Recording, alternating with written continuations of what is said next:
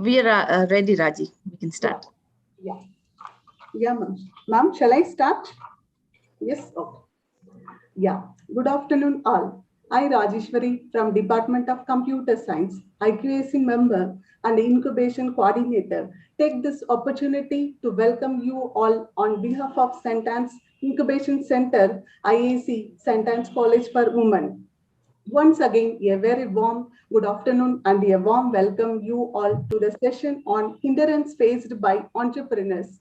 We are immensely delighted to have you all with us. It's indeed my pleasure to welcome our speaker for this session, Mr. Vivek Rangabasim, Managing Director, Marketing Mo. It's my pleasure to welcome Dr. Smita Asthana, Dean Academics, IQAC Coordinator. We also have with us Dr. Venugopal Rao, Head Department of Genetics, President of IAC, Ms. Srikala, Head Department of Statistics, Vice President of IAC, and Ms. Teja, Department of Botany, Convener of IAC. Happy to welcome you all.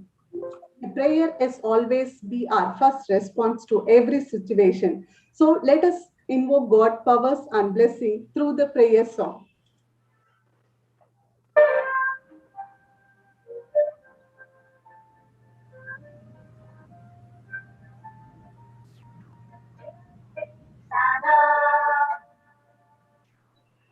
Loving Mother, we have gathered to sing your praise. Mother, gentle Mother, teach us children your loving way. Dear St. Anna,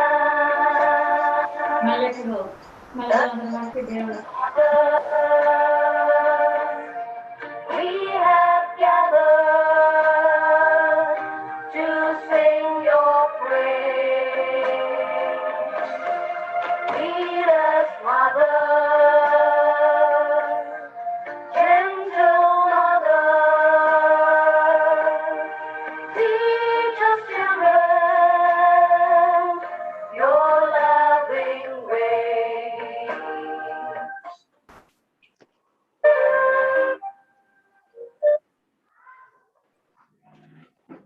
It's not about ideas, it's about making ideas happen. Business is a human activity because it is concerned with producing and marketing of goods and services. It has become the most important part of the modern world. There are many challenges faced by the entrepreneurs like cash flow management, hiring employees, time management, delegating tasks, marketing strategy, capital, staffed budget, and many. So today, our resource person, Mr. Vivek, is here to enhance our knowledge about the hindrance faced by the entrepreneurs. So to introduce our speaker, may I request Dr. Mary Francina, Department of MBA, to introduce the speaker. Over to you, ma'am. Thank you, Rajeshwari. A very good afternoon to one and all. I'm glad to introduce our guest speaker for the day, Mr. Vivek Rangabasim. Sir has been a 3D animation specialist and has worked on some flagship movies and educational videos in the early days of his career. From there, Sir moved on to work in a technology company through which he got an opportunity to work with Google. The R&D experience in Google, along with the Google mentoring program, enabled Sir to start his first vertical in digital marketing called Marketome. He also invested in e-commerce and mobile application companies across India and has been active in the finance and media world too. In the finance world, Sir's company, C. Ritz Financial Services, has managed to assist people by enabling them to make smart investment decisions and upgrade their lifestyle. In the media world, Sir had the opportunity to meet and interview distinguished leaders and eminent personalities, allowing Sir to spread their message to inspire the generations to come. As a consultant, Sir had his hand in preschooling setups, education and training, technology, pharmaceutical, among a few other industries. And Sir actively gives talks in educational institutions to guide MBA students and young children into entrepreneurs. A very thought-provoking statement about Sir. Sir is on a mission to help 1 lakh small business owners and entrepreneurs grow their business. So we are very happy to have you in our midst. We welcome you with green greetings, sir. Please please accept our green greetings. Sir, unmute. Thank you very much. It's really a pleasure to be here. Can everybody hear me clearly? Is my audio clear to everybody? Could I have a thumbs up in the chat box? If you could be a little audible, sir. Your voice is a little low. If you could increase your volume. Understood. Just give me one moment.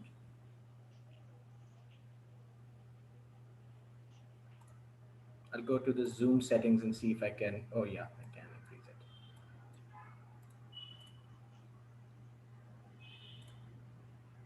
it. All right, I've increased my volume. Is it any better now? Yes, sir. Wonderful. For whatever reason, Zoom reduces the volume, but no problem. So anyway, I'm going to be a little loud too, so that there'll be no audio issues. Can everybody hear me in the chat box? If you can hear me, just say I can, or give me a thumbs up, or say yes we can, or whatever. If you can just put it in the chat box. Perfect. Fantastic. So this is a wonderful way to check if people are even listening or not. So sounds absolutely perfect. So I'm going to get started. The topic today is all about the hindrances that you face as an entrepreneur, or hindrances in entrepreneurship. Today I'm going to be addressing that, and I'm also going to be addressing the building blocks of entrepreneurship. I had worked on a slightly different presentation for you today, but with the new format that was there, and since we already have a panel discussions, I thought a little more interactions would be a lot more beneficial for us. And this whole presentation is going to be as interactive. I've got a small game in the middle. I'm going to require as much participation as possible. All right, are we ready to get started? If yes, please type in yes in the chat box. Just one moment. For some reason, I can't see the chat box anymore.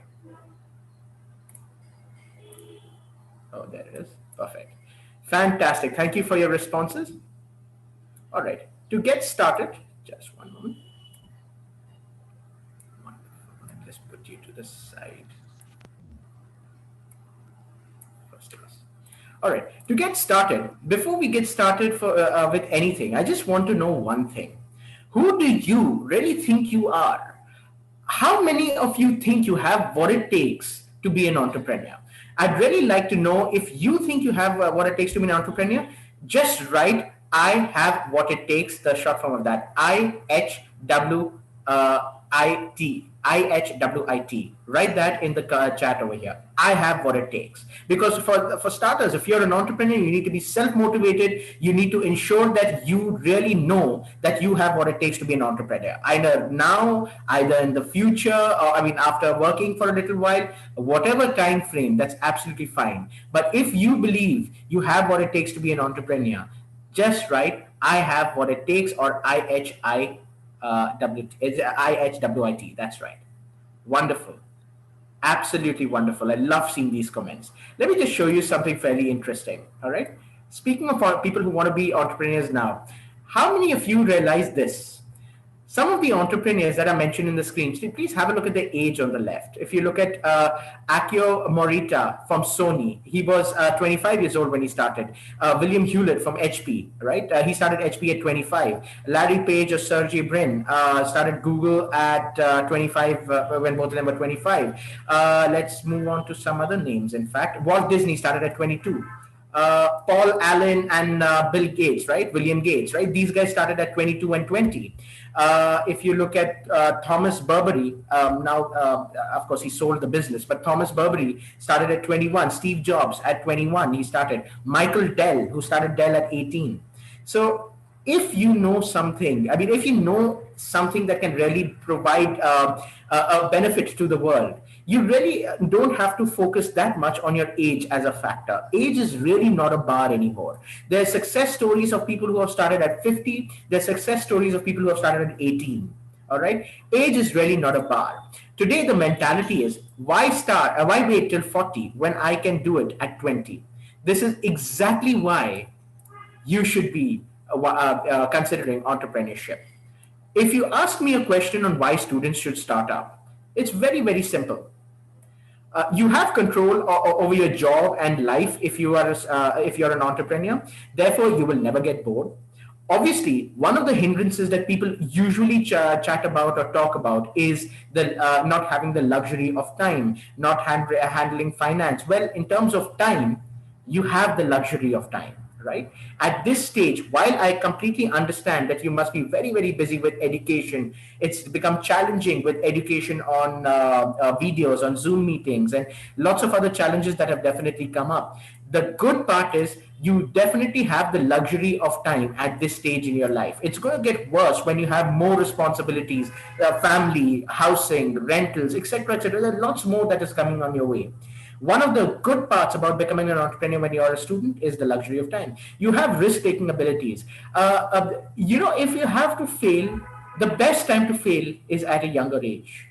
You have a lot more ability to take risks at this stage of your life. All right, and you can probably see everything on the screen. I mean, their sustaining costs are obviously low. I was talking about if you have responsibilities such as families, if you have responsibilities such as livelihoods depending on your source of income, you have a lot more in terms of the risk factor, right? And your sustainability cost is a lot higher. Let me make one thing very, very clear. Your mind is a lot sharper than mine or anybody else's. At this stage in time, you are probably a lot smarter than most of the people coming over here. In the panel discussion, I don't mean to comment on everybody else, but at least me, I can guarantee you're probably more smarter than me or any one of my peers in my network. Okay, you have a lot more energy, you have a lot more time, you have a lot more risk-taking abilities, and the best part about everything else is today, especially people at your age group, even to a certain extent people at my age group. I know I'm a bit of an old timer here, but by and large, people at your age group always have this goal to make a difference. You always have this mindset where you want to change the norm or change the normal, or you want to change the narrative of something that you find which is considered injustice in today's time. You always have this kind of mindset and mentality. How about we start a small game to check out your entrepreneurship ability? Are you ready to have a small game? If you're ready, please write "I am" in the chat over here.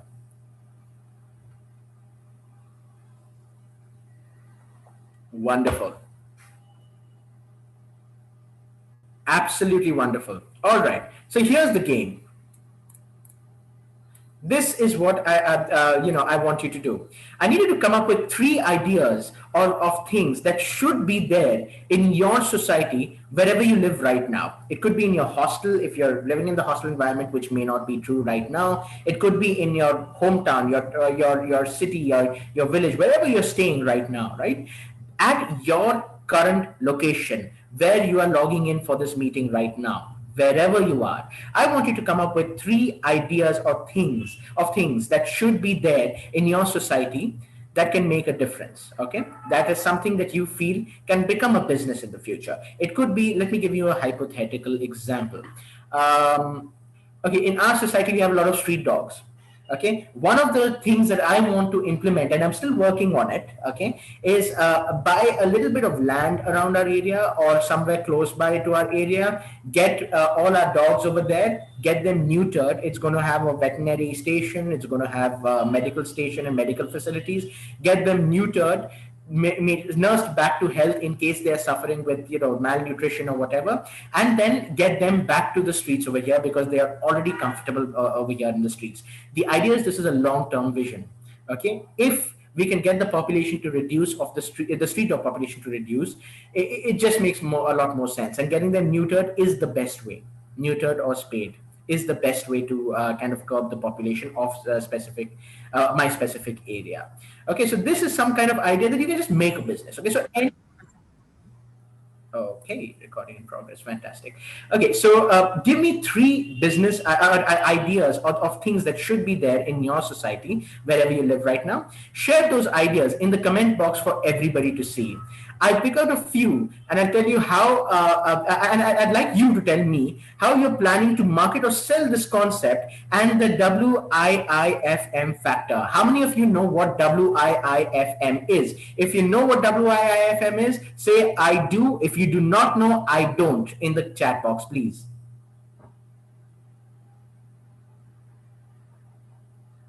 There's absolutely no problem if you don't know. Okay, no problem. Thank you, Shalini. Anybody else? Anybody knows the concept of WIIHM, FM? No problem. Thank you so much. Thaya, just one moment. TAHIYA, Thaya, right? Thank you so much, Thaya. So forgive me if I'm pronouncing that name wrong. Fantastic. Thank you so much for your comments. There's absolutely no problem if you don't. It's very, very simple. WIIFM. What's in it for me? Okay, as marketers, we always love our acronyms. Okay, so you'll find a lot of these. The what's in it for me factor. Let me tell you something which is not really a secret of a business, right? If you cannot convince a person or your potential client about why he or she or they should go in for your service, the what's in it for your client's factor, the what's in it for me factor, as your customer would say. If you cannot convince the person of this, you're pretty much not going to be successful in your business idea. Okay, so are you ready to get started? Fantastic. Your time starts now. I'm going to give you 3 minutes to do this. It's written on the left. I'd just like to see ideas come in the chat box, please. And I'm going to keep this interactive. So I'm going to ask a few people about their ideas, how they're planning to market it, and what exactly they're going to do in the future with it. Share your ideas, please, on the chat.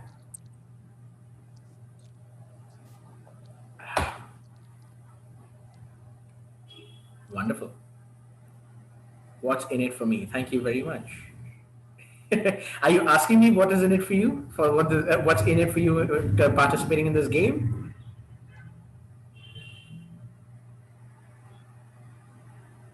Install free food water stalls or full form, sir. Oh, okay. Fantastic. Good job. Install free food water stalls locations for poor and needy. Oh, that's fantastic. You know, this is what I mean. Your generation is all about making a difference, and I love that. Social entrepreneurship has been a trend for the past 5 to 6 years. I mean, lots of people have been making for-profit organizations, but they've been really, really conscious about the society. I just love the idea, and that is exactly what people really want in today's day and age. Mall, stationery, and better roads. I love that idea, right? Fantastic. Thank you so much, Nishant. Nishat, Nishat. I'm sorry, Nishat.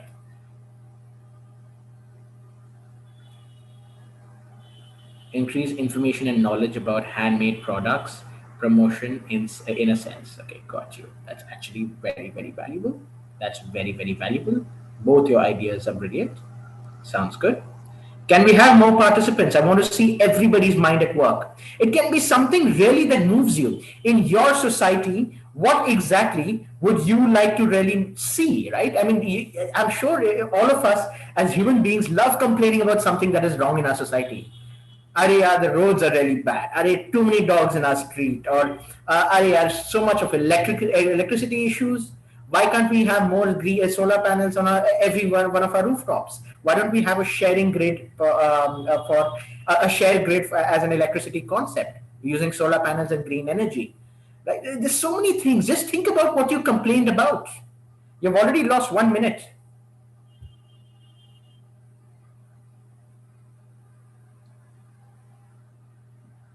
Distribution of food tickets from which they can get free food. Interesting. Very, very interesting. All right, we have 1 minute to go. I certainly hope we have 1 minute to go. I just went with my watch needle. I wonder if I've given you extra time. Small hospital with better and clean service in each village. Very interesting. Very, very interesting. Installation of more dustbins on the end of every lane. That's beautiful. Safety posts for women who would, for any reason, not feel safe at any given time. That's actually a very good idea, having specific safety zones or safety posts. That makes a lot of sense. Installation of solar panels and also plantation around houses for more greenery and fresh air. This is exactly what I mean by you guys being a lot smarter than our generation. I mean, that holds true every generation, right?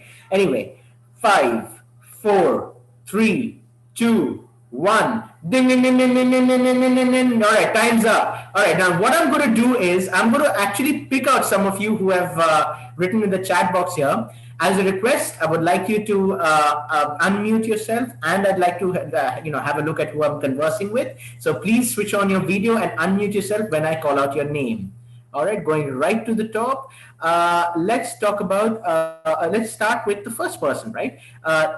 Tahia.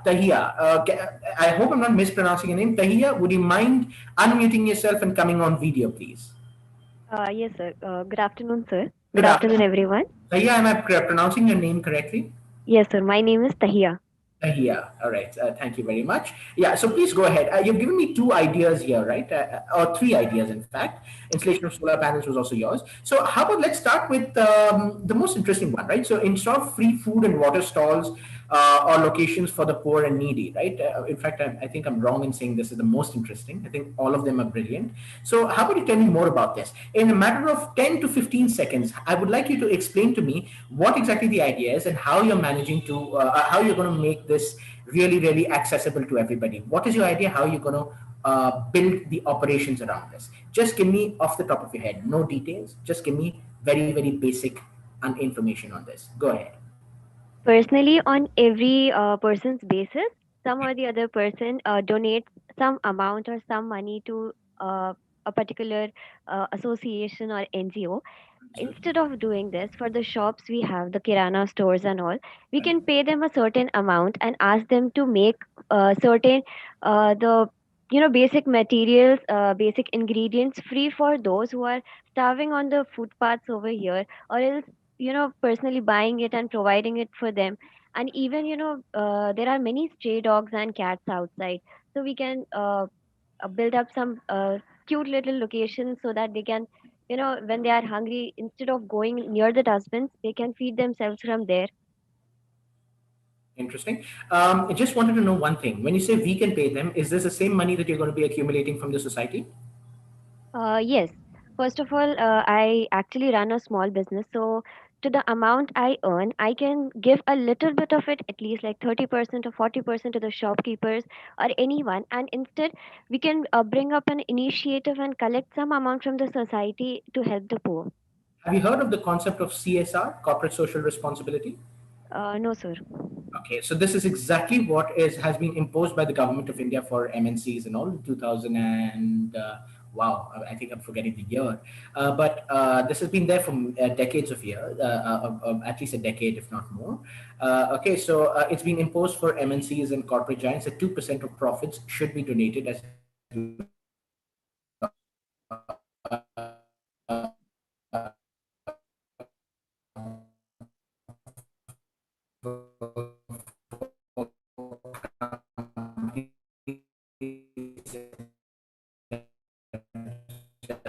coming to India at that particular time.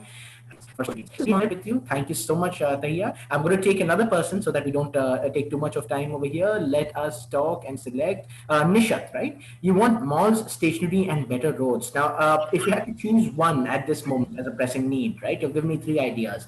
Give me one which really, really resonates with you. One that you. Good afternoon, sir.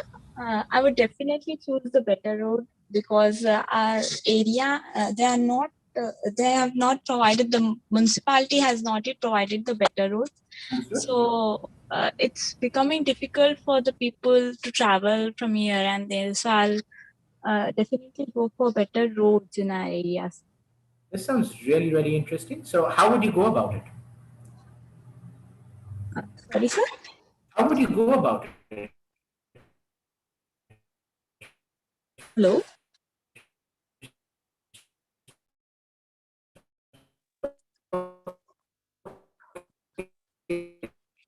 Let's say you've got, you're ready to start up. Do you run a business right now? No,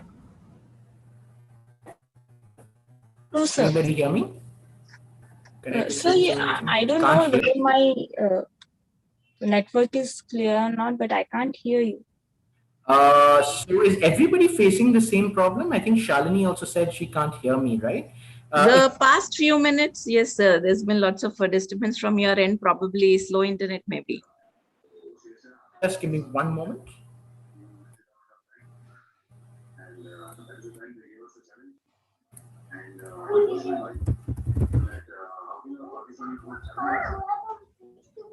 I've just disconnected and reconnected my internet. Is it any better now? Yes, sir. It's much better right now. Sorry, I have been facing a little bit of issues. Our fiber optic cable got cut outside our house, so they've repaired it, but I've been facing a little bit of internet challenges. I'm really, really sorry about that. Please continue, Nishat. I think I missed out on. You said you wanted to make better roads because of the challenges that you're facing currently, and that is something that resonates with you at this point in time. And what you really wanted to do was, you wanted to lay out roads and all in your area. But my question to you is, how are you planning to go about that? Sir, we have complained in the municipality, but they have not responded it. Understood. That's not exactly what I was getting at, but no problem. Absolutely no problem. Due to lack of time, I'd like to come back to this as a solution. We'd love to have a panel discussion with you. In fact, I think a more one-to-one basis where I can answer questions would probably be a better idea. I'd like to question you also on this and figure things out. So great, sounds good. I'm just going to take one more, which was something I found fairly interesting. Someone said, now it's a number over here, so I can't see the entire name. It's over here, but someone mentioned small hospital with better and clean services in each village. Can you unmute yourself? I think it's 12042067. Yeah, there I'm you go. Kyle Reddy. Hi, how do you pronounce your name, please? Kyle Reddy. Kyle Vizzy. Is that correct? Yeah. Hi. So yeah, please go ahead, Kyle Vizzy. Yes, sir, because we are facing more troubles here. I'm in Tamil Nadu. So in village and all, there is no hospital facilities out there. If anyone want to go, means they should travel for 1 hour like that. So it's my idea. So I will start I should start like business like that, sir. So to build an hospital or rent at least and give service to the people. That is a wonderful idea. So great. So see, you guys are, so my goal over here is to actually assess whether you guys have the ideas or not in your head. And this is exactly what I wanted to point out.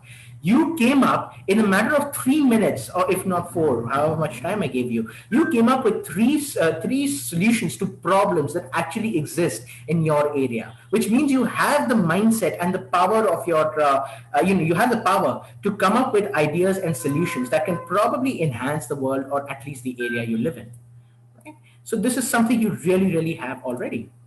Another question that I'd like to ask you, let me just clarify something with I'd like this clarity from you guys. Which product or service was more efficient 10 years ago? Can anybody answer?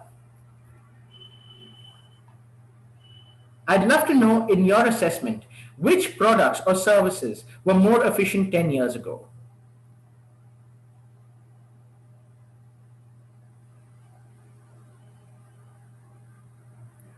If you can't think of anything, just leave it blank. There's no problem. Government run? I disagree. I mean, I think government processes have improved, not at the way we wanted it to, but there's a lot of digitization. There is a lot of in certain practices, not everything. But I completely disagree. Tell me one government process which is better yet 10 years ago, a decade ago than is today. I don't think you can name one thing that was better 10 years ago. right? Now, don't talk about traffic conditions. Don't talk about there are lots of things. Traffic conditions is not a product or a service, right? So traffic conditions is a problem that we're facing because of too many cars. But accessibility of cars has definitely improved. Cars emissions have definitely reduced. That is good, right? If you look at efficiency, you were talking about mileage for cars, right? So mileage has improved in general, right? Overall, efficiency has been really improving. Take any industry that you want, all right? Usually, yes, everything is better now. Absolutely correct, right? So almost nothing has been more efficient 10 years ago because humans have the tendency to be more efficient at every time. Okay, if you ask the same question to a lion, the lion's probably going to say that nothing, right? And he's probably waiting for evolution to make the claws sharper, and probably hope that he can develop opposable thumbs and use tools or hunting tools or anything like that. But for humans, we are the most dominant species on the planet, and we have a tendency to make everything efficient as much as possible. So this statement really holds true. Do you agree with me or not? All efficiently lies in the future. 10 years ago, things were not as efficient. 10 years from now, things would probably be very, very much more efficient than today, right? Do you agree with the statement, yes or no? First class, absolutely perfect. So imagine bringing someone from 100 years ago. They would probably think we are gods, aren't they? I mean, they won't they? Imagine that from sitting from here, I could connect with anybody in the world, just like by the push of a button, or we can probably fly, right? I mean, we've got planes, we've got so many other things, right? Commercially, if you want to go from one place to another, we have the option of commercial flights. There's so many other things that have really made us so much more efficient than about 100 years ago that they will not be able to fathom that humans were so capable, right? So they would really consider us to be celestial beings or gods or whatever you want to say, right? That is exactly why we control the planet. We're constantly thinking about being more efficient with everything we do. If you talk about education, right, we're always seeking something about learning, right? I mean, how fast can I learn? How fast or how can I remember things better?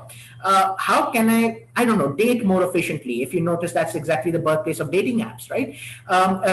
There's so many things that have come. If you look at Byju's, if you look at even this education institution, right, St.Anne's, look at the amount of initiative that they're taking, having these kind of panel discussions, preparing you for entrepreneurship. In 2014, MasterCard had launched a case study saying that 45% of India's GDP was thanks to the MSME sector. Just imagine. This is in 2014 that happened. Who knows where we have reached today? I mean, the data would have really updated and all that stuff. And imagine entrepreneurs like me and you and whoever's running a business right now are really contributing to the development of the country, right? And here's something that is actually very, very interesting to learn, right?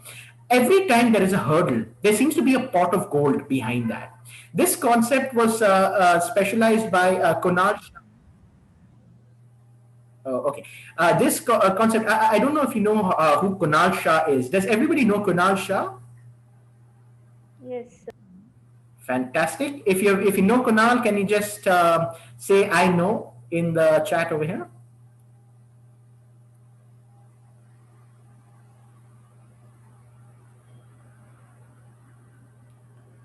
Okay, so for those of you who don't know Kunal Shah, he is the founder, a new Cred founder. Absolutely, absolutely. He founded Freecharge and he founded Cred. Okay, so he's actually a brilliant guy, right? So absolutely wonderful, right? So Kunal Shah was the one who pioneered this concept. Okay, he calls it the Delta concept. So every time there is a hurdle, usually there is a pot of gold behind that, and he came up with the efficiency scoring concept. Okay, so for example, if you had to score the taxi service, right, that was there 10 years ago versus today, okay, how would you give it a score from 1 to 10? Could you please write this score in the chat box?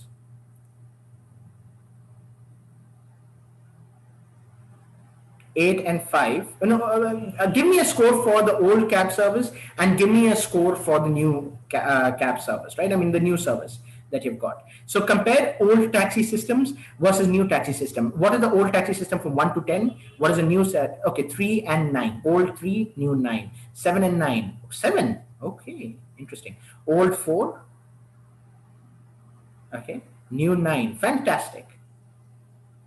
5 and 9. Sounds interesting. Okay, so if we take the averages of everybody here plus everybody elsewhere too, we'll probably have an efficiency scoring of this. Okay, so usually people don't like the old way of booking cabs and all. So for whoever who said 8.7 or one person had said 7 and 9, right? So Shalini, yeah. So great, Shalini. If you have a good experience, good memories from the old way of booking cabs or getting your taxis from the side of the road, fantastic. I mean, that's absolutely wonderful. Probably a lot more in terms of people who didn't have accessibility as much, like especially in Hyderabad over here, in my area, it was a nightmare getting a taxi service. And then when dot cabs came and all these kind of services for telecabs, that really enhanced the quality for us. And Uber and Ola obviously took the market, right? Today, I think if I have to book a cab, the first thing I do is either Uber or Ola, right, or any one of these services, mobile app services. Okay, so anyway, this is usually the average score that we usually find from most people, and you find something interesting in this. The delta of the difference between these two ways of these two behavioral patterns of booking cabs is usually greater or equal than 4. And usually you find when the delta or the difference between the old way of doing things and the new way of doing things is greater or equal than 4, it usually creates wealth. Okay, this is the whole concept of the delta 4 concept. That is a bar, and this is one of the reasons why most entrepreneurs fail. Most of the services are slight variations of it. So we're going to do a little more examples, and I'm going to ask you for more scores here. Okay, but let me tell you what delta greater than or equal to 4 really means. It has irreversible behavior. They've got a UBP greater than USP. USP is unique selling point or unique selling proposition. UBP is something that Kunal usually likes to call as unique brag-worthy proposition. Okay, so Kunal I had connected with him and I had attended one of his presentations, and this is something very similar to his, plus I've added a few modules of myself, right? So it was a very interesting concept of entrepreneurship. Okay, unique brag-worthy proposition just shows that you have bragging rights. For example, I remember when Uber had come in over here, and they really got a good market share in Hyderabad in 2013-ish, if I'm not mistaken. 2013, when I downloaded the app, and it was, we had enough cabs around most of our areas. I remember I would just take an Uber to reach even close by to the nearest coffee shop or whatever. I was probably, oh no, I had already started my business at this time. So probably to the nearest coffee shop to meet my friends. I'd come in an Uber because they had those big Uber stickers on the side. Okay, at that time, they had a big different logo, just Uber written over there. The logo had changed after that. And the idea was I wanted people to show how cool I was, right? It had a cool factor. Okay, and I was 21 years old back then, or 22 years old back then. So it really made a big difference in terms of the brag-worthy proposition that I could have. And the best part is you have a high tolerance in terms of, let me explain it to you, in fact. Irreversible behavior is, if you had to book a cab today, you will automatically go to Ola and Uber, right? Correct me if I'm wrong, you will probably not look outside for a cab anymore. Okay, chances are very, very low. High tolerance, I'll come to point number 2 later. High tolerance is what do you do when no cabs are available on Uber? Let's say you open the Uber app, okay, and you find that, oh God, no cabs are available, or maybe Google Maps, the API has not have worked or loaded properly, right, on the mobile app. What do you do? Can you answer what is the next thing you do? Switch to Ola. Interesting. Okay, fair enough. Here, I'm not comparing Uber and Ola. I'm just talking about the concept. Whether you open Ola or Uber and you don't see a cab, okay, you can keep switching between the two. But what do? You try again. Usually you find that people end up trying again or wait for a few minutes, maybe about 1 to 2 minutes, and probably try again, or they'll try to restart their phone thinking the data is not working or whatever. Wait, instead go out and find a cab. You are a very, very rare case. I would really like to say there are still a few people who go out. Even in the last session that I had, there was one person who said, I would like to go out and search for a cab. But today, even autos even cabs, you usually look for Uber or Ola to search for their services. Even if they don't have it, you'll wait and you'll do it again. At least till a threshold. Probably you'll wait up to 5 minutes. Beyond that, you're probably not going to wait. And I understand that. Okay. But usually this is what happens. You've got a high tolerance for that. And unique brag-worthy proposition is, while I tell you, how about I give you an example? How many of you downloaded Truecaller on your phone because you saw an advertisement for it? How many of you saw an advertisement of Truecaller and then downloaded it?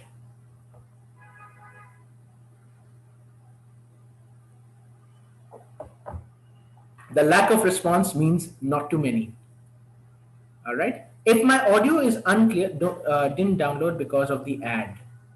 Okay, I think we're talking about different things, Taya, but I'm talking about, you saw an advertisement on YouTube about Truecaller saying, hey, we are Truecaller, this is what we do. You can use us as a dialer. You can check if the call is spam. You can block spam calls, all that kind of stuff. Did you ever see it and then download it? Or if you didn't download it, that's fine. But usually you'll find people have probably, especially in my generation when Truecaller was getting very, very popular, when Android smartphones had just started becoming very popular, Truecaller was something pretty brag-worthy, right? In fact, we used to actually tell most of our classmates and all, give me a number, I'll tell you which country it's from and which service provider they have, which telecom provider they have. And we used to feed in the number over here, and it was just so cool to do. I could tell you which country you were calling from. Of course, the country code was there, but not only that, I could probably tell you the name of the person too. This is the name of the person, or this is the name of the company that is calling you. And that's how you found that this Truecaller app started becoming absolutely viral. Exactly the same way as Uber. You probably witnessed, or someone in the family or in your friend circle probably uses Uber or Ola as a service. You've either got a referral code, or you've probably just downloaded it, seeing someone else use it, rather than seeing an ad. The ad conversion rate has been fairly low for most of these Delta 4 companies.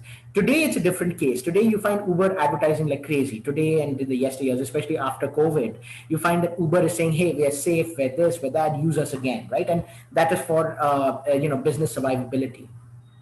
Okay, but that is a different issue. But when Uber was new, you found that more conversions and more downloads of the app and more adopters of Uber usually came through referrals or through different circles of your friends or family or whatever. Usually it ended up coming from that source, right? So that is basically what UBP is all about. Let's talk about one more thing, right? If you had to do research, give me a score for each of these ways of doing it. The old way of going through books and encyclopedias and a whole lot of other reading material versus Googling it. Give me a score of the old way of doing things and the new way of doing things, please.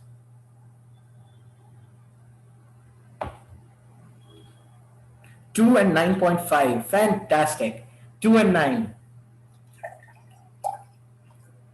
2 that sounds brilliant. 2 and 100. 10 and new is 10 and old is 3. Got you. 5 and 10. Fair enough. Some people still like reading. In fact, reading is coming back. I love reading. Old 3, new 10. Sounds good. 1 and 10. Perfect. So I'm just moving on. You find usually the averages of 3 and 9, right? And old way of doing research is, really it's really outdated. Today, if I have to learn something and if I need some specific information or knowledge now, even I Google it, right? I read out of, or rather use audiobooks and all as a separate entity to learn something a little more structured. But if I need information immediately, it's always Googling. 5. Okay, that's interesting. That's very, very interesting. All right. Let's talk about one more thing, right? So buying a shirt, if you want to buy it offline versus buying it online, right? So I've taken the example of Myntra here, right? How many of you prefer the old way of doing things versus the new way? Give me a score again.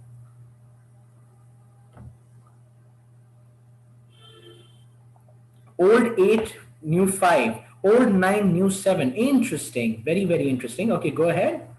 Any more? 10 and 5. All right. 9 and 5. 5 and 5. 9 and 5.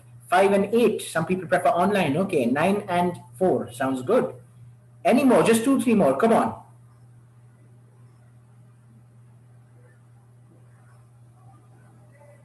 9 and 3. Sounds perfect. So that sounds very interesting. And old 5, new 7, absolutely wonderful, right? Some people prefer online, some people prefer offline, right? So if you look at this, you'll find that the score will go from, a little haywire, right? So you'll find 3, 6 in some cases, you'll find 5 and 5. We had that one example right here, or 6 and 4, where people prefer the old way of doing it versus new. And in this, you find when the delta is below 4, you usually find that the action is very reversible. There is no unique brag-worthy proposition, and there's a very low tolerance, which means, if I have one bad experience, I got something from Myntra, and either it's not the right size, or it's got some kind of fitting issues, or maybe it's a tone, or some bad experience, you will quickly say, "Arey yaar, ye to ekdam bekar hai. Let's just go out and to the nearest mall or something like that and just buy shirts. Online bekar, useless." Right? And it's a very reversible action. You do not have any bragging rights, especially right now. Mango had tried its level best. Mango, the brand, right? The online brand. And they did a wonderful job in terms of trying to build something new and build something a little more creative. They tried to copy part of the Zara model in supply chain, and they did a lot of things, right? So they did a lot of things right, but they still could not manage a delta above 4. They still had tons of issues that they did not manage to figure out. And you have a very low tolerance. As I rightfully said, one bad experience, and you're out of that for a very, very long time. You find these guys live up to the discount cycle. So these businesses require tons of advertising and tons of discount to stay relevant and relevant to the customer, right? So the idea is, if they didn't have discounts, you would probably not even consider them if you've had that one bad experience. Imagine ordering a food from Swiggy versus Zomato versus calling the restaurant. Okay, I mean, it sounds like such a simple idea, and Swiggy and Zomato are Delta 4 businesses for a very specific niche audience.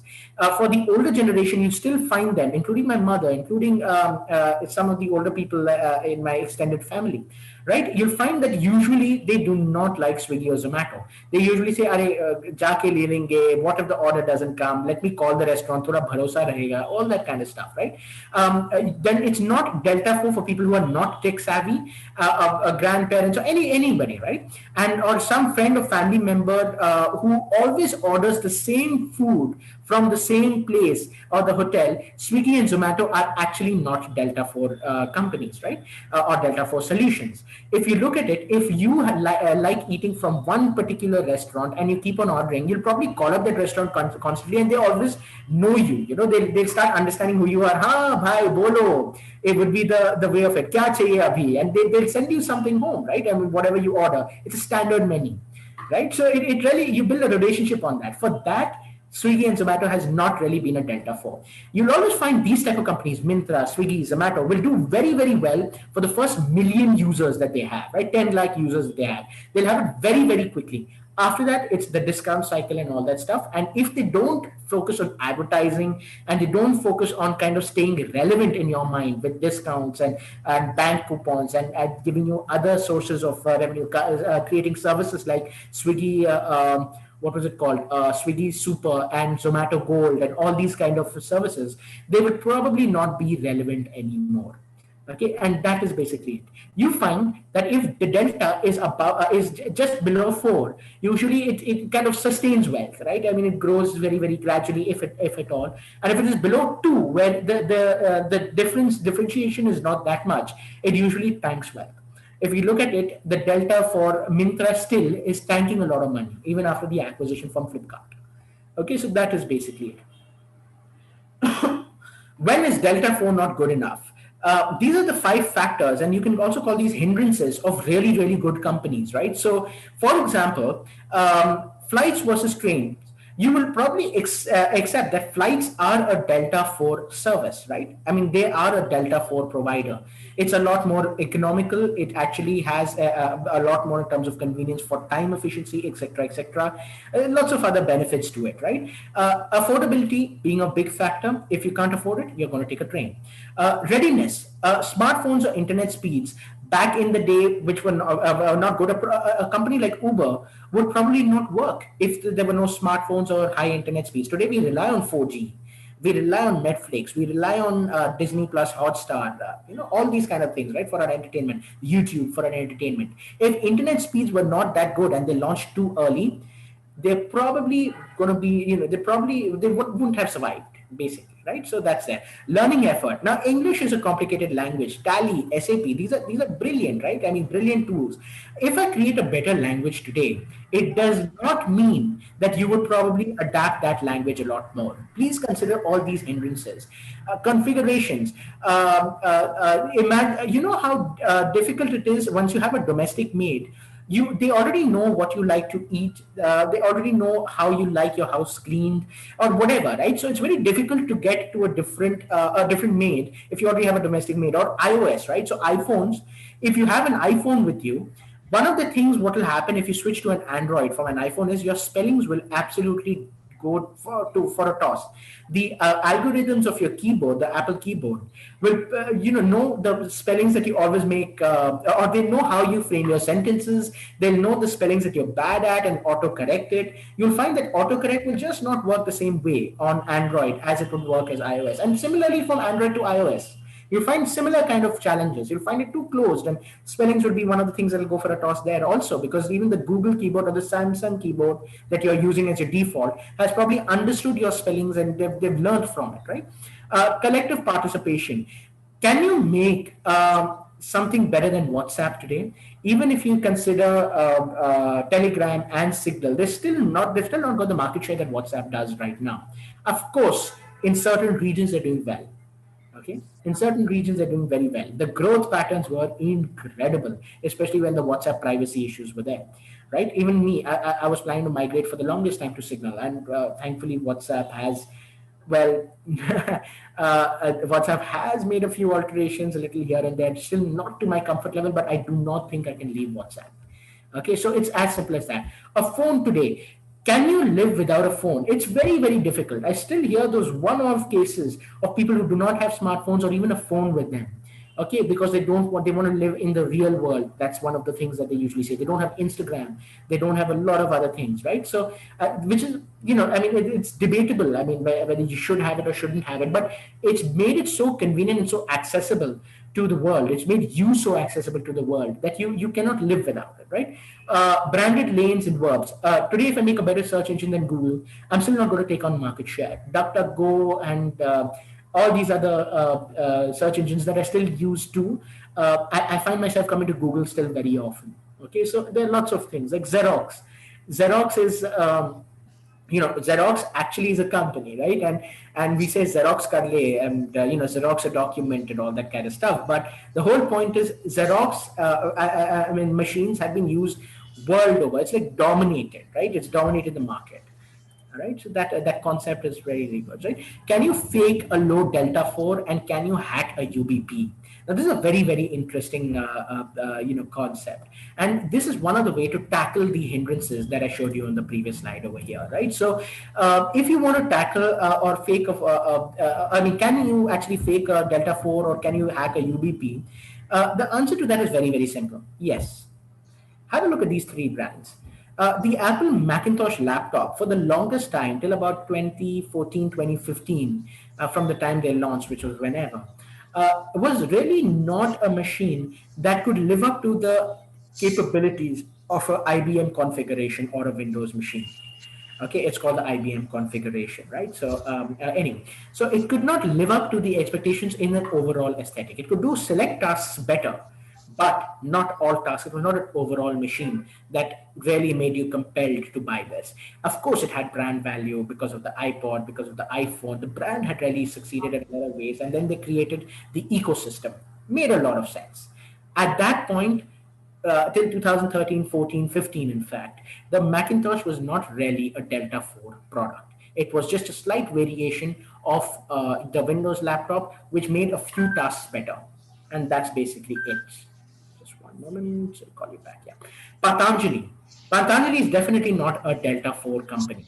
Organic products have not been a new concept. Their marketing, their brand value and all increased because of, well, you know what are the reasons, right? It pretty much became a viral sensation. It became a brand that everybody wanted to use for a very, very long time because of all the brand recognition activities and the advertising that they did. BMW, in the world of Mercedes, in the world of Audis, in the world of Volkswagen also to a large extent, right? The Volkswagen group that owns Audi, owns Lamborghini, and owns all these things. BMW tried to compete, tried to grab a hold of the luxury space from the time they had started. And BMW cars are brilliant. I'm a fan of BMW, right? I mean, not to say that they are a bad company by any standard, but they're doing exactly what every other company's already done, and primarily Mercedes, Daimler Group, right? The Daimler Group has always been a pioneer in innovation. Daimler, Benz, and Maybach were the people who founded or made the motor car, right? They were the ones who innovated and created the motor car. And they've always come up with new technology, the 360 cameras, anti-lock braking systems, electronic brake force distribution systems. They've done a whole lot of things in the technology first. And BMW copied suit or made variations of it that were better, but it was never a Delta 4. Have you heard of the brand called Chivas Regal? How many of you know Chivas Regal, which is a blend of whiskey that exists in the market? Can you say, I know, if you know Chivas Regal?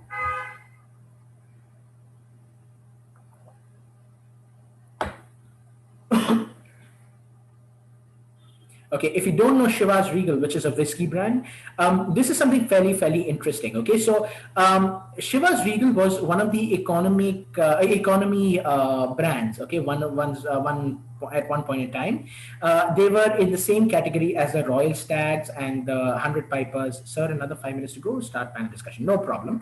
Okay, so I'm towards the end of my presentation anyway. So they were the ones that started this concept of, I mean, they were the ones that competed in the Royal Stag or all this kind of market. They were not very effective. They were not doing very well in terms of the market share, and they were not getting more people to buy their product. So they actually repackaged and increased their price, but gave you the exact same whiskey. And essentially, this ended up increasing their sales because people perceived it as a better product. And this was them faking the Delta 4. If you have the time, Google the Chivas effect. You'll actually find out the entire case study. It was a very interesting study. I found this comic actually fairly interesting. If we can't compete on price, we also can't compete on quality of service, then that leaves fraud, which is what we like to call marketing. And at the end of the day, it's all about marketability, okay? Which is what led to the birth of influencers, piggybacking on other Delta 4 companies or faking inefficiencies like FMCG. I'd like to just point out one thing on point number 3. When I say faking inefficiencies, how many of you know what dandruff is? Okay. So I'm assuming everybody knows what dandruff is, right? Dandruff, the white flaky things that come out of your hair. About 10 years ago, or let's say about 20 years ago, 2 decades ago, dandruff was not such a big deal. Right, it was an inefficiency that was faked by Head and Shoulders and a couple of these other guys, right? Head and Shoulders that had pioneered this. It's just essentially dry skin that falls off onto your from your scalp onto your shirt and onto all this kind of stuff, and that people were conditioned to see dandruff as being dirty and being, women were who looked at men saying that dandruff. They were conditioned to believe that men with dandruff were probably unhealthy, or they just looked very bad. They were conditioned to say that this person does not look nice. Men were also considered that women with dandruff, or even other peers with dandruff, they just have some kind of health issues. So it can be a lot of other things that were usually considered. It's just not attractive to have dandruff. And this was a conditioning made by the FMCG companies and pioneered by Head and Shoulders in that particular case. And that's about it, right?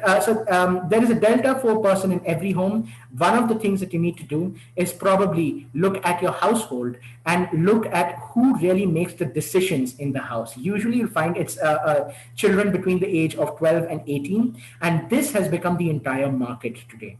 Okay, every technology that is brought in the house, usually you find the person or the child between 12 or 18 years old and 18 years old making the decision on checking which technology comes in the house. If a parent is buying a new car, they usually go to the child and say, hey, check out the features of this car. Do you like it? Is it worth buying? Is it not worth buying?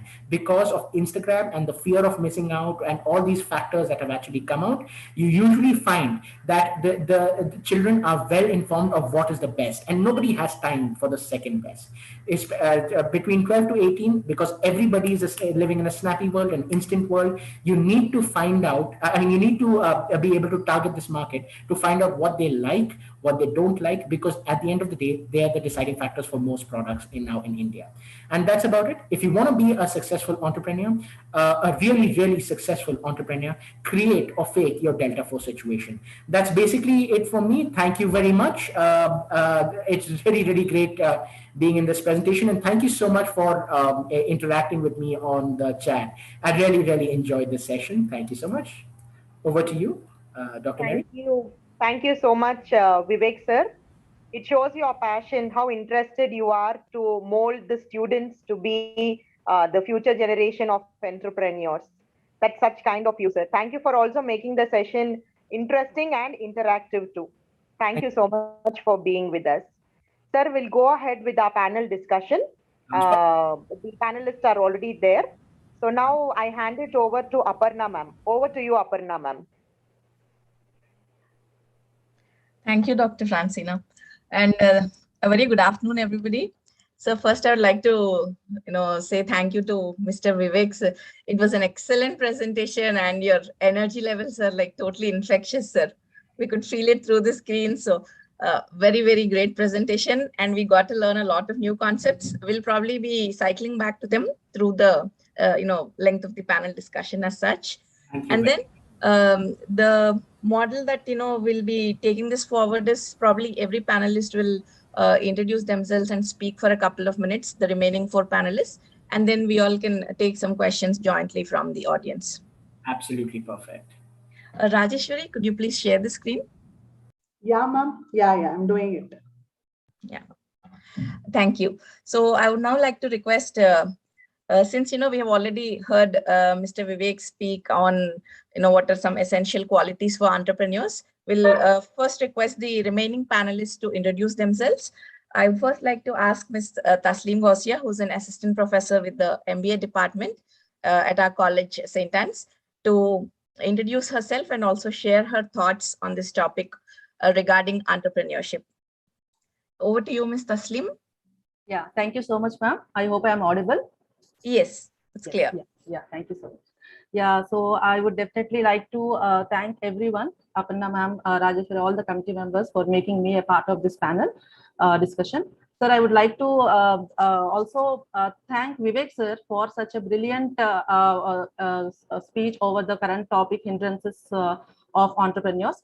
So definitely the way you explain and the models that you have suggested, the models you have explained and the suggestions that you have gave and the examples that you have discussed have definitely made our students think that yes, there are certain things that they need to consider about consider and they need to act upon so that they can be better entrepreneurs, because we see a lot of young generation, especially our students who are into this field of business, and they just run parallelly with the technology. They are entrepreneurs. They have believed that they can be successful only when they run with the only when they run with this with technology. Making better use of the technology is something that they have adopted, right? So without which it is definitely not possible for them to attract their customers or retain them or make sure that they stay in this competitive world and come out with new ideas, right? So it's definitely they are going with in parallel with the technology that they're having. And yes, I would definitely like to say that we have studied about so many successful entrepreneurs, right from Dhirubhai Ambani to Ritesh Agarwal of Oyo Rooms, right? And how they have been very passionate towards their ideas, towards working on their ideas, and how they have made them successful, right? Their journey towards success is definitely tiresome, I guess. We know that their stories and all, and in their stories itself, we definitely try to understand how passionate they were towards reaching their goals, and in making sure that they come out of it, they work on their idea and they just make it as a brilliant idea, and which is useful for obviously making them getting them huge profits, obviously, as also as a change for the society. They have created a change for the society itself. right? And we also try to understand, currently the young generation students try to understand how to make customers, how to reach customers, how to retain customers, and also to withstand in this competitive market, right, sir? And I would also like to focus on this platform about some of the initiatives that are being taken by the government, especially the government of Telangana, like how they have come out with so many ideas, so many programs for encouraging these entrepreneurs. Like we have the student innovator programs, we have VHub, which is especially for the women entrepreneurs, to encourage women entrepreneurs, right? So and in order to come out with so many workshops, so many entrepreneurial development programs, so many such initiatives by the government of Telangana, which are encouraging the students as well as encouraging women to come into this particular in this particular field. So this session, I would definitely like to encourage our students, especially our girl students, to be successful entrepreneurs.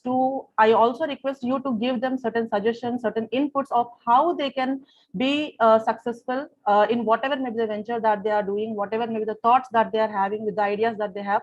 And here I would like to definitely discuss with you about few initiatives that we take in our college, especially. Like we encourage our students to come out with unique ideas, with innovative ideas, and it is very surprising for us to see that most of the students, for example, in a batch of 60 students, almost 40 students come out with innovative ideas, different ideas that we definitely can't imagine about.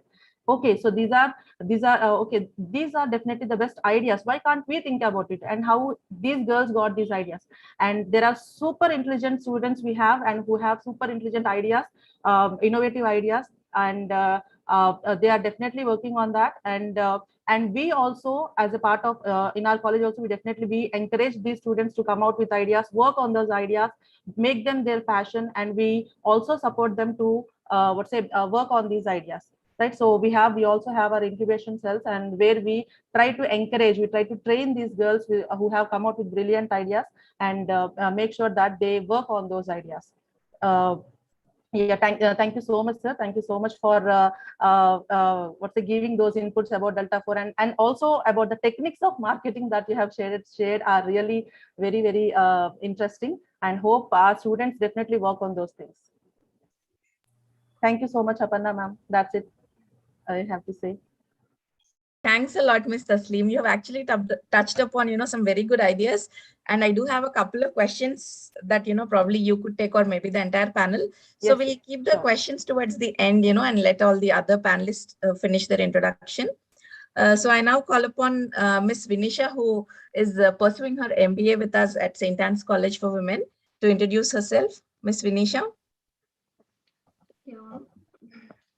Good morning, good afternoon, sir. Good afternoon, all the ma'ams and my dear friends present here today. My name is Vinisha, and I have started, my name is Vinisha, and I have talked here about my business that I have started online boutique in the month of September last year. I always had a passion to design outfits and decided to start an online boutique. And but I had a thought in my mind that what is new in my boutique? There are many thousands of Instagram pages that provide online boutique service, but what is new in mine? Then I thought, why can't we recreate something? I mean, like what we have at home, that is like old sarees or the outfits which we have. Like in the present lifestyle, people do not prefer to repeat the outfit or wear the outfit which they have already worn. So I thought, why can't we recreate this? And I experimented with few of my old outfits and also my mom's old sarees. And I was happy and satisfied with the results. And I finally started with the support of my family, and I named it as Recreate Closet and opened an Instagram page. But it was not that easy as I thought it would be. Every day was a new challenge for me. Because as it is an online board, gaining trust of the clients was very difficult for me, and people did not understand how this process would work. Creating awareness took us a lot of time, and the process is nothing but the clients need to send their old outfits or sarees which are in good condition to our address, and we would recreate it, redesign it, and send them back within a week of time. But being an entrepreneur is not that easy, as we don't have fixed hours of work or holidays. And there were days where we used to wait till midnights to take up the client calls, or reply to their messages. There is something where we need to put up everyday new stuff in the form of posts, videos, or stories to engage our followers. And we to promote our page, it was like to make content videos, and which I had zero knowledge on which. And I have learning all these things and balancing my studies was really very difficult. It was certain days it was like full of stressful, especially when I have my exams, end semester or internals at the same time, when I have few orders to be delivered. It was very difficult and stressful for me to manage. But as the time passed, I learned to balance and both my studies along with this boutique.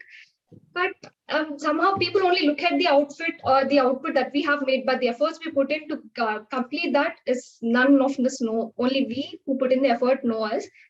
And it's almost been a year that I have started this. And I have learned a lot of new things like dealing with the customers, dealing with the other people, being patient, responsible. So all this makes me happy. I mean, at the end of the day, the thing which makes me happy is being an entrepreneur. I'm independent. I can. There is no one who forced me to do something, or there is no one. There are certain rules to be followed. I can do the way I want in the best way I can. So this makes me work on and motivates me. The only thing that I believed all through this journey is the work we do with love and belief makes the success will automatically and naturally come to you. So this is what I'm doing all through the way. And I'm happy that I'm balancing both my studies with this and hope I reach very soon the large range of customers or people. So this, thank you for giving me an opportunity to speak about my business. That's really That's very good. Yes, Vinisha. That's a really, amazing idea. It's like, you have mixed the idea of starting your own business also with some really good ideas about sustainability and, the whole recycle and reuse. So I think that's like you're hitting two birds at one time, and we really hope your business takes off, and you achieve great success in the years to come. So would you like to add something, sir? Actually, I had a very interesting question that I wanted to ask. I didn't mean to interrupt. I'm really sorry for No, that. please go ahead, sir. We are at the theme of the hindrance, right? So give me that one specific pain point that you faced from an operational point of view. Okay, so what was that one thing that almost made or broke your business? So there's that make or break point that you usually face, and I'm sure you, judging by your facial expression, you already have the answer, right? So I'd really love to know, because it just brought in a lot of memories in my own startup stage. Sorry. I went bankrupt twice in my life. Once was 2014 and once was 2020, obvious reasons. Okay, so nearly bankrupt, and then we pulled back up from there. Okay, so we had our own sets of challenges, and now we're doing well, right? I mean, we're growing back, and of course, 2018 we were very, very large. We had 2,000 odd people and all that kind of stuff, right? So we're not as big as we were in 2018, but we've got a new model. Our profitabilities are through the roof. So we figured out a lot, and it only took that downfall and almost figuring out that one pain point and almost crashing to kind of figure out how to survive in the market. So I just wanted to know, from your point of view for your business, what was that one thing that almost broke your business that you kind of overcame, the hurdle that you overcame? The hurdle, yeah, sure. The hurdle is the thing which I had a motto is I have to start this and run it from my own savings. So that was my thing. I didn't ask anyone I didn't borrow any money from others, even my father and parents. I did it on my own, but there were days where I spent making videos, which I had zero knowledge. I learned it overnight. I learned it every day night sitting. And they didn't reach much as I expected. The output was good, but I didn't reach as number of as I expected. That made me break down completely for around 1 month. I struggled overnight, sitting all day, making savings, bringing up my savings. But I'm right now doing better. But making these videos, putting all my savings, and it's difficult for me to do all this, managing with my studies. You are a source of inspiration to a lot. I'm so sorry. I just wanted to say this. I would like to add one point over here, Vinisha. So initially you said that it was very difficult. It is not that easy. It was very difficult. But we really appreciate you that you did not give up. Okay, you did not give up. You continued it. whatever may be the struggle, you faced it, whatever may be the things that you have to learn for you to continue with that, you learned, you are still learning about something so that you stay in it. Okay, so that means you have a passion towards what you thought. So that idea is something that have definitely changed, and you did not give it up. Okay, because we see young generations where they easily give up things because if this doesn't work, okay, let us move to something else. So they easily give up. So I really appreciate you for not giving up your brilliant idea and continue and just continuing with that idea, and definitely you will definitely reach what for what you have started this actually. Thank you. Yeah, Thank you so much. yeah, Manisha. I too wanted to register one thing here. See, no need to bother here. When so year after no, St.Ann's incubation center is there. Through that center, we can able to make a wonder slot. Okay, no need to worry. We are always is there. The faculty of St.Ann's will support you at any time, anywhere. Okay. So we are with you, ma. No need to worry. Even the technical thing also, if it is anything, okay, we can help you out. Thank you, ma'am. Yeah. You have a huge clientele now, you know, like Yeah. 4,000 So, women here. see, Vinisha, see, you said that you didn't reach. I can tell you damn sure that because of this event, okay, this program anyway, it's telecasting in the YouTube also. Maybe the lot people can come up and will approach you also. Ma. Okay, it will reach. No need to worry. Yeah, ma, Thank you. you can continue. We'll now move on to the next panelist, Miss Maria. She's pursuing her bachelor's in business management with St.Anne's College for Women. So, Miss Maria, would like to hear your thoughts on student entrepreneurs and the kind of hindrances they face.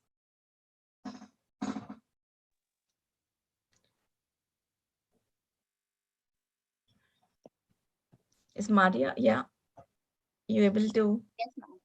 Yeah. I am you can go ahead. Maria Ahmad, and I own a store on Instagram named the Tinker Store. I really don't have a really big background story or anything. It was just spur of the moment thing. I'm mostly that person who doesn't like to take orders or anything from anyone. Like I try to take control of whatever I am doing. So it was just like really bored in lockdown. I wanted to be productive because online classes, it didn't seem like I was really doing something. So I was like, I need to start something. I need to put my mind to something. So I just started it. My sister came up with these clips and all that. Can you make this? Because I was always a creative person. Everyone comes to me like, fix this, make this, or something like that. So I thought, okay, I'll make this for you. And then I kept doing some research of what kind of business I should do.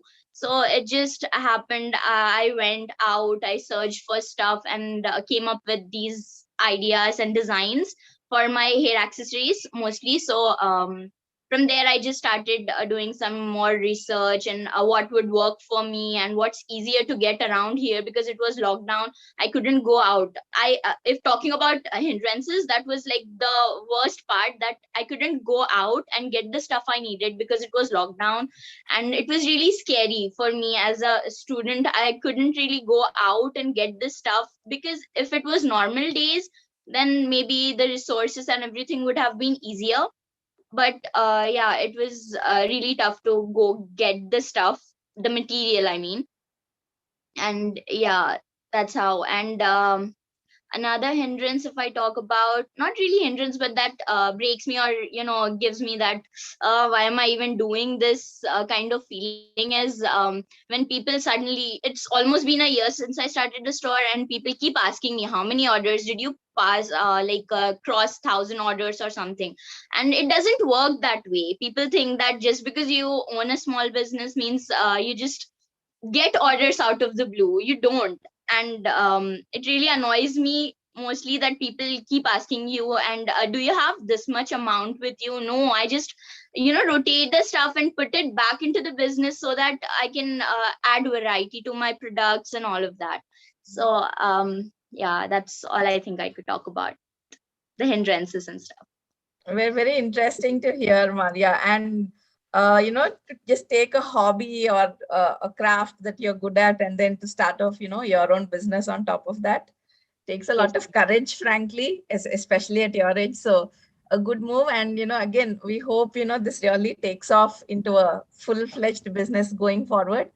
Again, Yes, I do ma'am. have a couple of questions for you, in terms of scaling and all. We'll just get to that towards the end. So So share now, your Instagram handle. yes, Mr. Vivek. Could you also share your Instagram handle in the chat, for your store and also I'd just love to Yeah, see and yeah, probably sure. Yeah, I think Vinisha, even you have a good Insta presence, right? All of you, Mhm. all the student entrepreneurs. Please do share your handles. Okay, I would now like to request Ms. Tahia, who's pursuing her BSc Nutrition at St.Anne's College for Women. Ms. Tahia, could you Yes, please share ma'am. your thoughts? Good afternoon, everyone. I'm Tahiya Anwar from NCZ second year. So today I would like to talk about how I started up my small business and also as an entrepreneur, how difficult it is. And while working and while studying, time management becomes very difficult.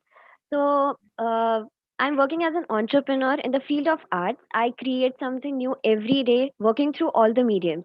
I run my small business named as Tahiyat underscore, and I specialize in making customized gifts, hampers, journals, resin works, and etc.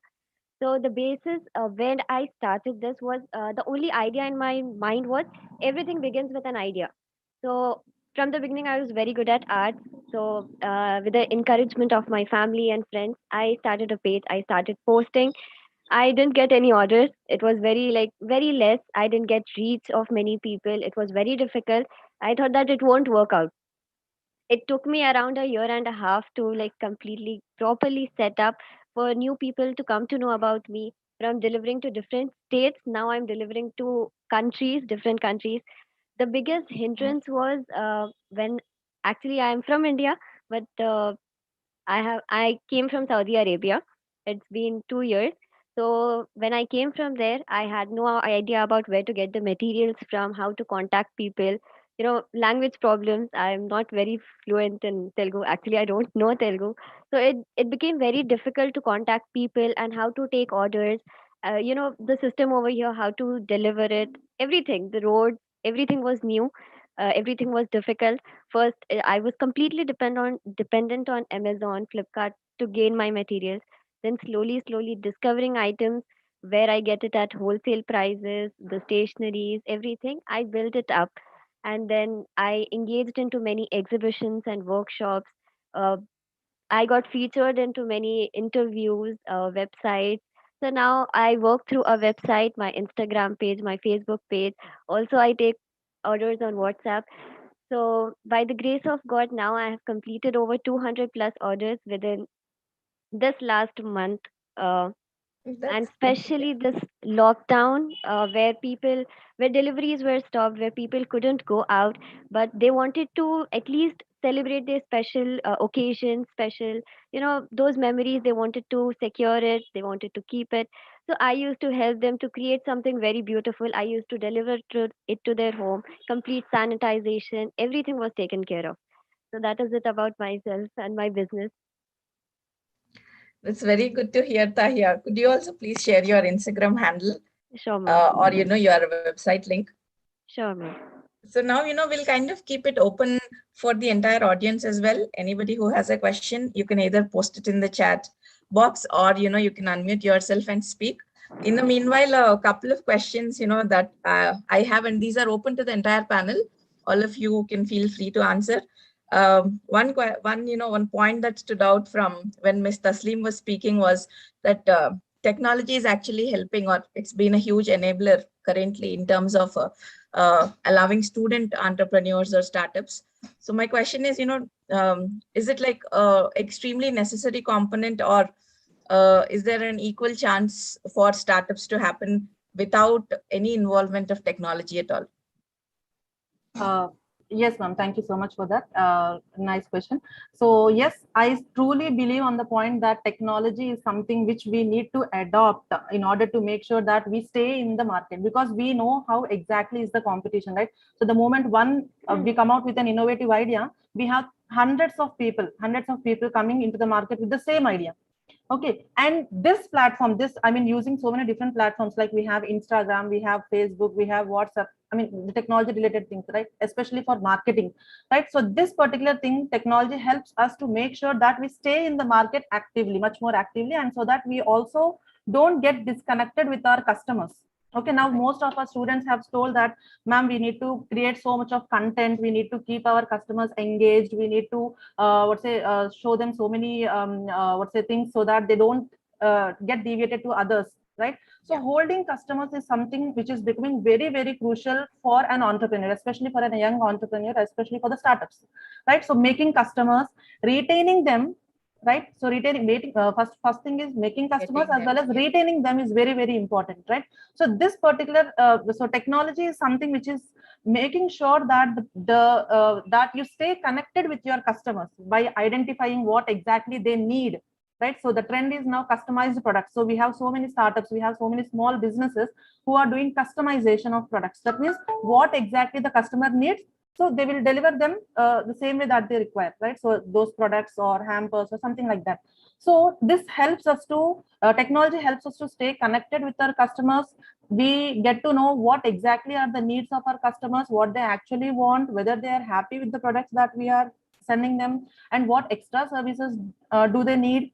Okay, so all these things, everything. So in order to make customers, in order to retain customers, in order to stay in the competition, and for even for different other sources, for promoting your product, for marketing your product, for getting the resources, right? Obviously raw materials, procurement of raw materials, getting resources, and also getting information about and what is the current trend that is been going on, right? So everything, so for everything, you I definitely think that you need to have, you need to be in parallel with the technology.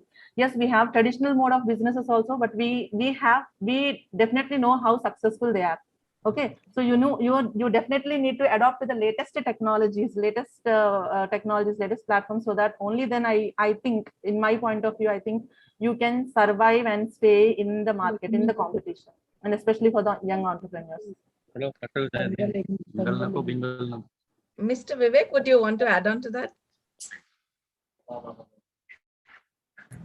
Yeah, I could not agree more than that, to be honest. I think one of the things that we look at in terms of, from a business point of view, we keep on getting confused between investments and expenditures. Okay, so you need to upgrade yourself, upgrade your knowledge, and upgrade your technology, especially if you're looking about or talking about CRMs or client relationship management tools, or billing or invoice management tools. I saw an e-commerce website also just now.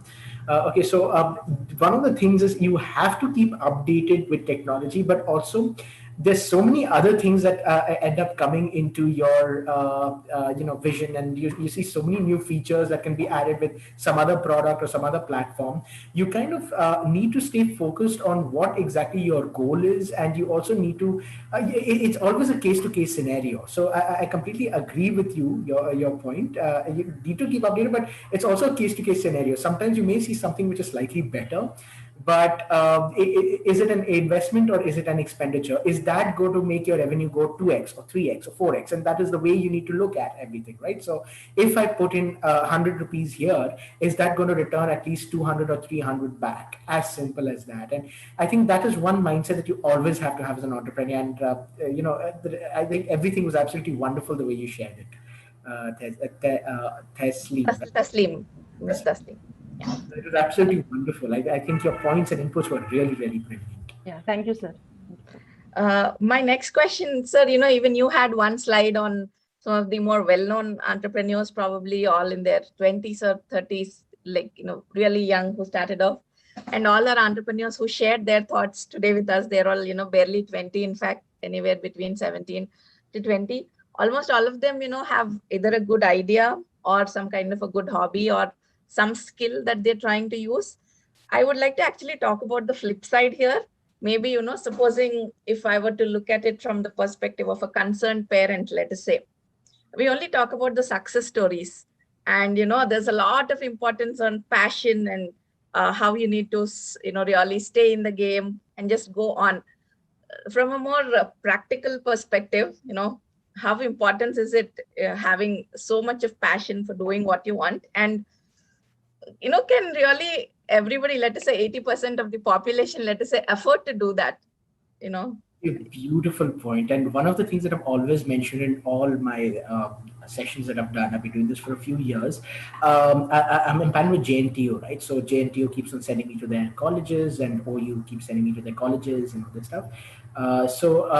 These one thing that I really want everybody to understand here is uh, passion is beautiful, but also blinding. Okay, so I'll be very honest with you. If you look at the successful people, and actually everybody who's successful, I'm talking about the millionaires, billionaires, and people who are usually looked up to. Sorry about that. Yeah, talking about Richard Branson, your Jeff Bezos, your A to Z of the billionaires list, and some of the millionaires who are really successful in what they did.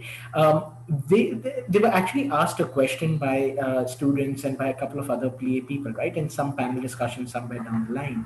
And most of the people agreed when people asked, is passion really important and does passion really drive your business? Most of the people agreed to passion being very important, but everybody in consensus also believed that passion can be so blinding that you can start getting married to your business and you can start only seeing the upside while not seeing the downside of what you're doing. A big example of this, of passion being blinding, would be Kodak, right? I mean, you look at what happened to Kodak, right? It's now non-existent.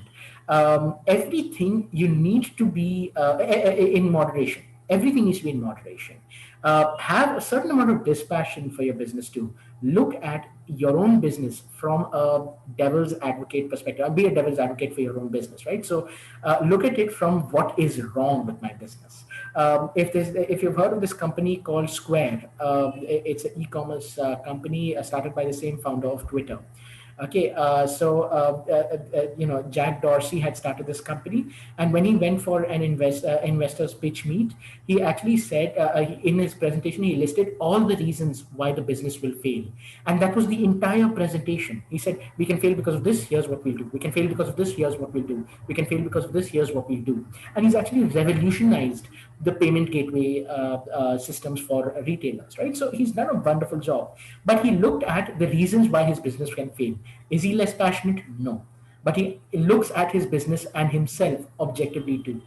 Okay, this is one thing. From a practical perspective of a parent and all, it really matters. I completely understand your point. One thing I'd like to just point out is today, lean startups is something that has become so popular. There is nothing called a free startup. There is some kind of investment.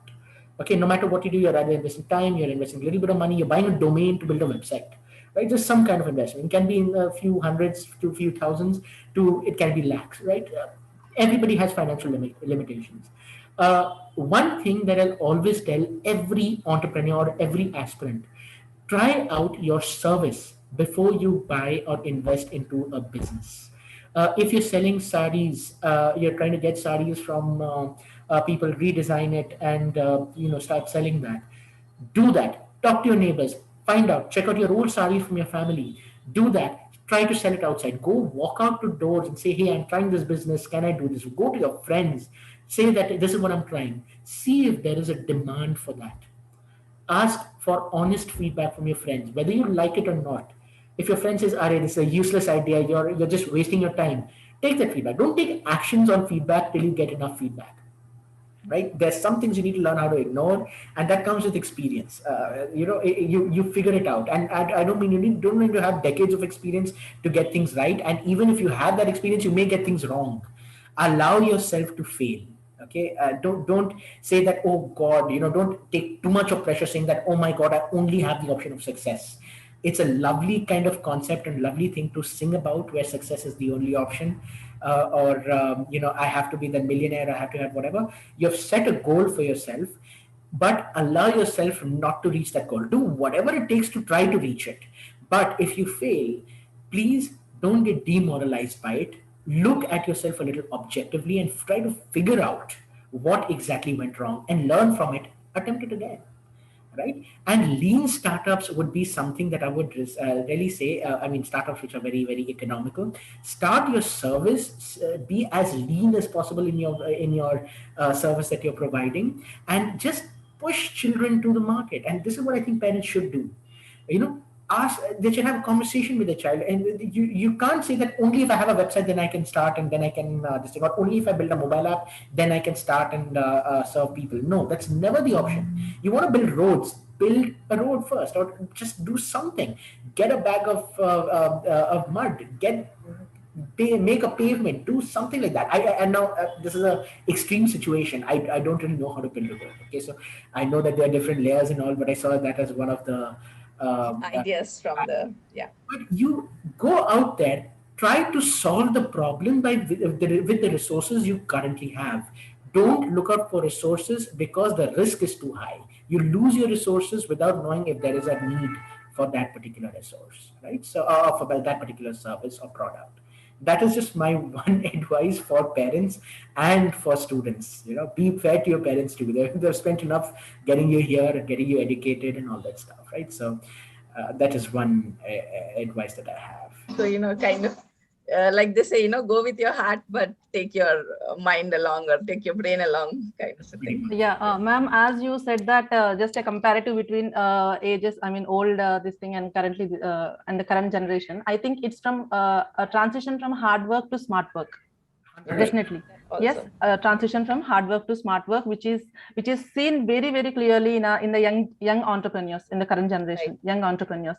So yes, the one characteristic that any individual to become successful entrepreneur, hard work, that is for sure, but he should be also in a position that he think in an innovative way.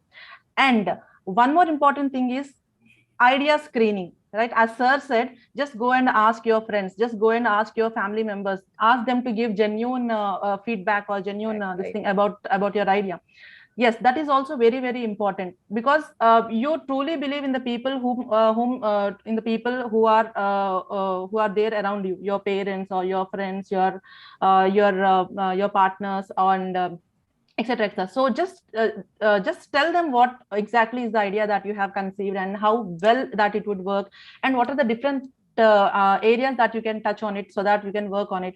And gathering complete information about the product, about the idea, okay, and complete information about the product, and then you can work on it, okay, taking suggestions from everyone as well as, and again I pinpoint on the same point that you need to take advantage of the different resources that are being available to you. Okay, so just investing huge amounts in a particular idea and going with that, okay, that may be possible, but you can also search for different sources through which you can do it in a much more better way.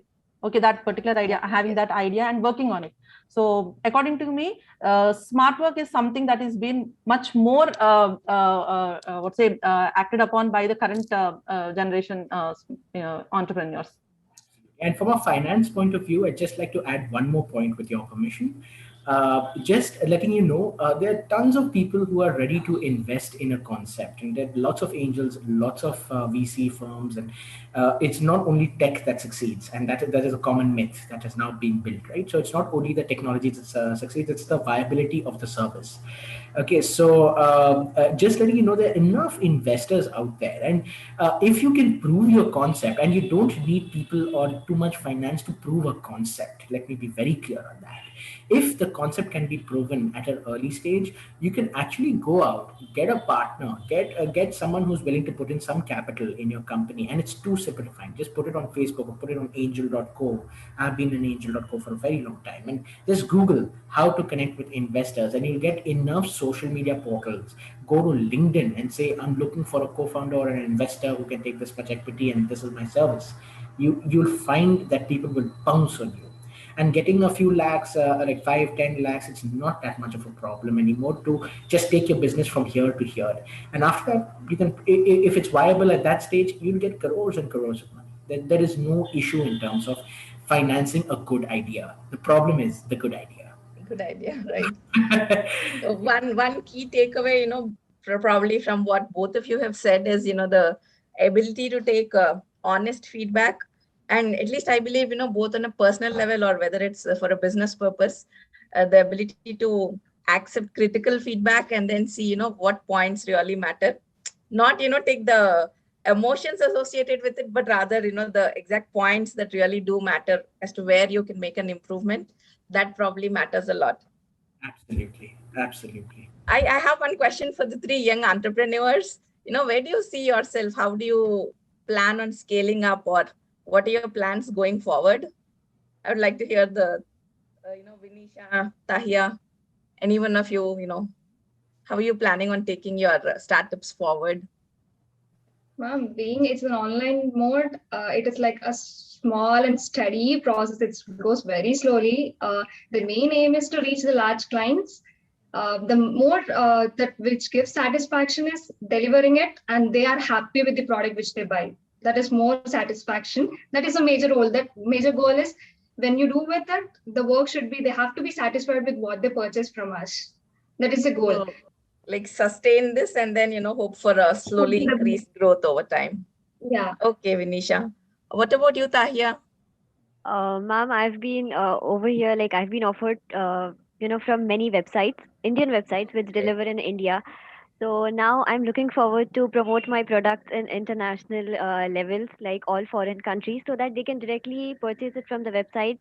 The kind of work they wish to receive, the one which they like.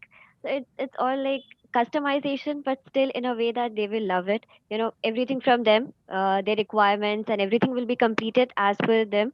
And also opening some stores so that people can directly come and have a look and then buy. We say we normally, for example, we don't do much of online shopping for clothes because we think that the size may differ or the fabric may differ, as compared to the mentioned things. So, like people wish to go and buy, touch the material and see what it is actually like. So I want people to feel that experience in art because something coming from factories and getting manufactured by lots of companies is not what I make. It's something very different. And I want people to see that, have a look, and then purchase it. Very good. Great. Maria, what about you, Maria? Well, my point of view is kind of similar to that of Tahia. And it's like a very slow and steady growth. And I don't mind it right now because everything like from the financial perspective to the delivery, I do it all alone. So if I suddenly get a lot of response, I can't manage it. So first I would like to slowly get hold of someone else who would actually make my products too, because all of them are handmade and they are all very dear to me. I would want someone else who would do it as I do it. So after that, I would like to, open up a store. So, people can, the touch and feel of it gives a lot more love and satisfaction to the customers. Right. So that's what I would like to do, like open a store later on. And for now, the online growth is what I'm looking for. Okay. Mr. Vivek, your thoughts, sir? So, I think I couldn't agree with everybody anymore. I really do believe that, there are definitely a lot of challenges in every business that you run. And I think there are lots of inspiring stories over here, and being open to feedback and a lot of other advice that has been given has been absolutely perfect. So I don't think I can add any more to it. Yeah, so I think it's been a very, very informative session. I mean, to be honest. Sir, just one final question, mainly for you, sir. If if any of our students, they're willing to, maybe if they do have a good idea, would you be able to help us out with avenues in terms of, connecting them to the right people or taking it forward in terms of a proper business pitch? Absolutely. Even in terms of investment, I'm associated with one of the firms in Washington, D.C., and getting investments for they're slightly larger than what we would be comfortable with. Okay. If you reach a plateau from the Series A or Series B round of funding, and you're an investor-friendly company, getting a few millions in terms of investment is also not too much of a difficulty. Okay, so from a finance perspective, from a Connects perspective, I would love to be there of some help to. I would love to help out just so that I can feel relevant. I think with the new wave of entrepreneurs and all, I do feel a little intimidated. There's such smart people over here, right? So that's basically it. So probably this is maybe a bit of a tangent, but that Delta 4 rule that you were talking about, I felt, if at any point of time you could probably adapt that on a more personal level, like if an individual were to use something like that to get better over a period of time. So if you'd be willing to do something like that, we'd love to hear from you, sir. Absolutely, absolutely. I do a lot of consultation work too. So, we should keep in touch and let's see what avenues we can explore, right? I mean, Sure. let's love to keep in touch with everybody. In fact, I'll just share a few links. I'm very active on LinkedIn. I was just Okay. using the That'd be great, sir. I'll put it here. In the interest of being absolutely honest, and I have my ears open for feedback. So I'd love your honest opinion about what has happened, and if you feel there are areas that I need to improve in, please just go to Google and write up whatever you can and be honest about it. I'm sure there are lots of avenues where I have to improve. Okay, so please do be honest about your review, and please do leave me a review. It's just going to help me. And as I told you, I'm on a mission to help about 1 lakh small and medium businesses in kind of growing to the next level. I've figured out a way that we can make a lot of revenue online, and things are working well for me. And I'm trying to help people. I'm trying to help replicate that model for a lot of other people. I'm working with a few other startups and a few other entrepreneurs in the same way. So that's that. I've also given my LinkedIn and my Instagram profile. Now, Instagram, of course, I do share a lot of updates there, but I'm very, very active on LinkedIn. Okay, I've got a very good following there, about 5,000 odd people or whatever over there, and I'm fairly active on LinkedIn. I check it out every day, and it's a good way for us to have a more professional connect. I don't get spammed on LinkedIn as much as I do on Instagram, so that's why I like following LinkedIn. If you go to the Google link, you will also have my personal phone number, my personal email ID, and everything already accessible. So, as a request, please do not spam. I do get spammed every now and then, but I've helped a few thousand students already. I've kept, I have a large network of students also who have started up this thing. I think it's nearly about 10,000 students now. Okay, so definitely I can connect you to a few of them. They're all on my phone contacts list or somewhere in the contact sphere that I have. And I would surely be available to help. And before we close or before we do anything, does anybody who has not interacted yet have any questions in terms of starting up, the viability, the getting the finance, or anything else? Is there any Anybody from the participants? from the participants? That's right. You can unmute yourself, or you could post it in the chat box as well.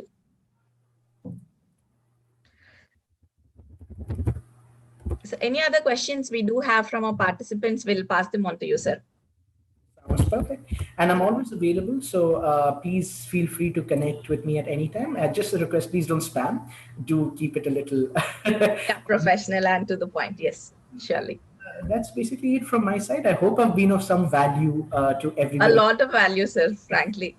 No, thank you so much. It's been really lots of new things that we have learned today. And then, a lot of things that we could relate to. And I'm sure, a lot of the students who were, maybe somewhere at the border, like they do have a good idea, but weren't very sure. I think they would have been really motivated today to really go ahead and start off what they do want to do. The world to me. That means the world to me. So thank you, everybody. It's been really, really amazing being here. I really thank you for your amazing feedback, or rather, no feedback. I'm saying, sorry, amazing interactions. Okay, so that is something I really like because otherwise it can get really, really boring. I hate the sound of my own voice. Okay, so it was nice to hear, even though it was a chat box. It was nice to see some comments and some interactions on the chat box. Thank you all so very much. Thank you, sir, once again. And I think, probably a couple of really good takeaways for all of us have been that, especially from the experiences that our student entrepreneurs have shared, there is a lot of upskilling to do. There will be lots of challenges that they'll be facing on a daily basis. So just hang in there, have some patience and grit, and then move along. And, the better you pick up newer skills, hopefully, business also is going to be that much more profitable and, will go forward in a good way. Absolutely. So I now request Ms. Kanisha from first year MBA to propose the vote of thanks. Good afternoon, everybody. I am Kanisha from MBA first year, and I am very happy to propose a formal vote of thanks on behalf of St.Ann's College. I place on record Mr. Vivek Rangabasim, sir, for your presence and making us aware of the concept of Delta 4 Thank you so much, sir. I also thank our panelists, Ms. Tasleem ma'am, R. Vinisha, Maria, and Tahia, for your valuable inputs. I thank the members of Incubation Cell for organizing this webinar. I thank all the participants also for their participation, valuable participation in the webinar. Thank you, everybody, and have a wonderful evening. Thank you so much, sir. Thank you, ma'am. Thanks, Kanisha. Thank you so much, everyone. Please do share the feedback or the review link to every student if possible. I'd love some honest reviews. We'll do that, sir. Yes. And Thank then, you. yeah. Disconnecting the call. Thank you. Oh, national Yeah, anthem. we request everybody to please rise for the national anthem.